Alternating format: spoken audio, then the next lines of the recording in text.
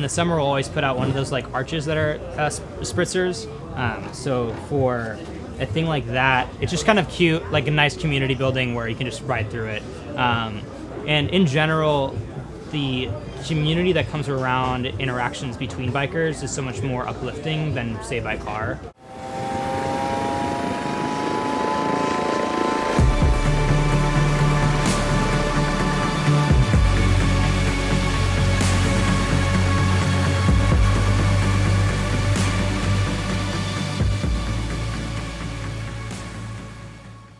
I think they should be car-free, and I think that's like a pretty hard thing to ask of the city. And there are definitely areas where like Portland greenways or bike greenways may not be able to forego cars, but on a lot of streets they're either full of car parking that makes it clogged for bikes to go through, or there's streets where cars want to drive straight through because there's no stop signs and there's not enough diverters preventing cars from going through. There's also aspects of bike boulevards where cars may feel entitled to just taking up the lane, even though there's like markers like detailing that. And that might just be car knowledge, that might be the lack of knowledge for the car driver. It may be someone's knowledge who is a driver who doesn't care, or like for whatever reason. At the end of the day, like we can't actually protect bicyclists if we just paint lines on roads. Like our ways to make sure that bikers feel comfortable is by actually making it a car-free space. My first question would always be, like, where do you want to go? Because I can't just directly tell you, just use it.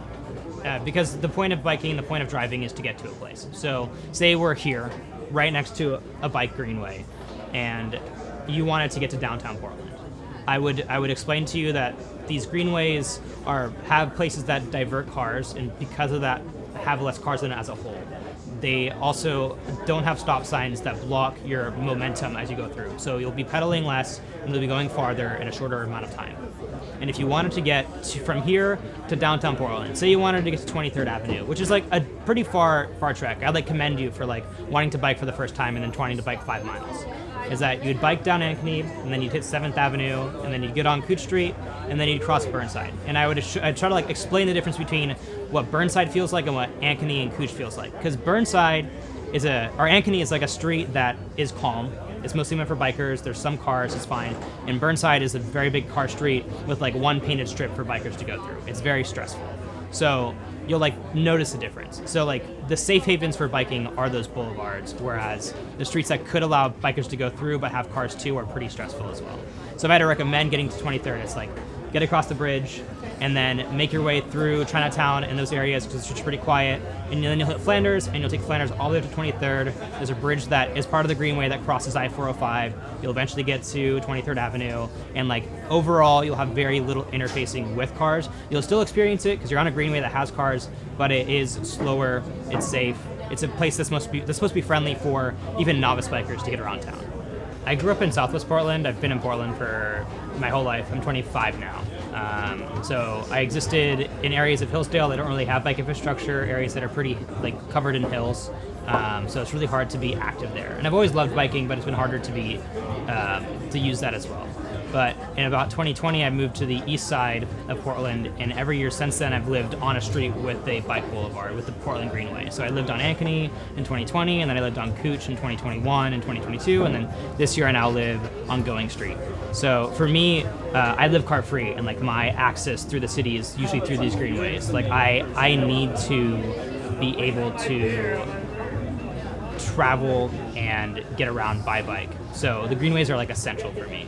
I can use other paths that are fine, but to have streets that are primarily meant for bikes and have stop signs that are meant for bikes to go through and not for cars to go through makes my life very easy.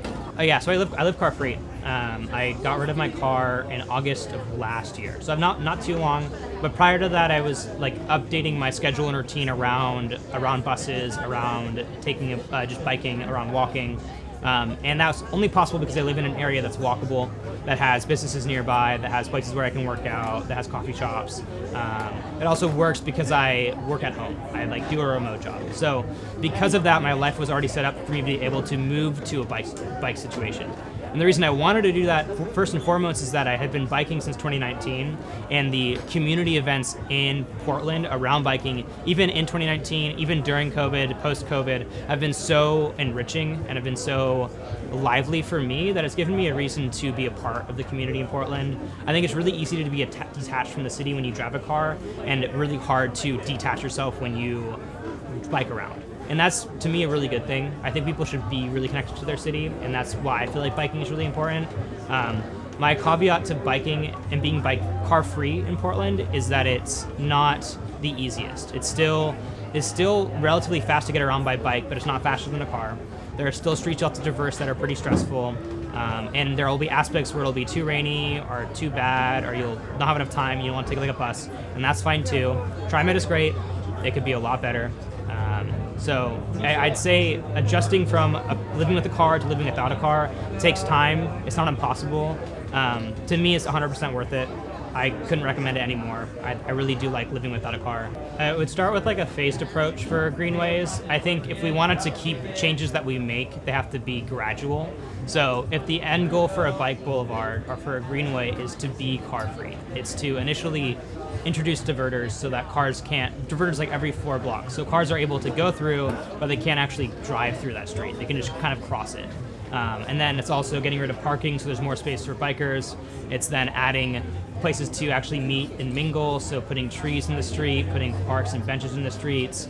It's changing zoning around these boulevards so that there can be businesses actually on those streets. Like, the idea of biking to a business is really a luxurious idea and kind of desirable, but only if the place you're biking to is safe to get to. So in places like Burnside, or Stark, or Broadway, or Foster Powell, those are streets that are dangerous to bike on, and because of it, don't lead people to want to go there unless they're in a car, unless they're like getting in and out.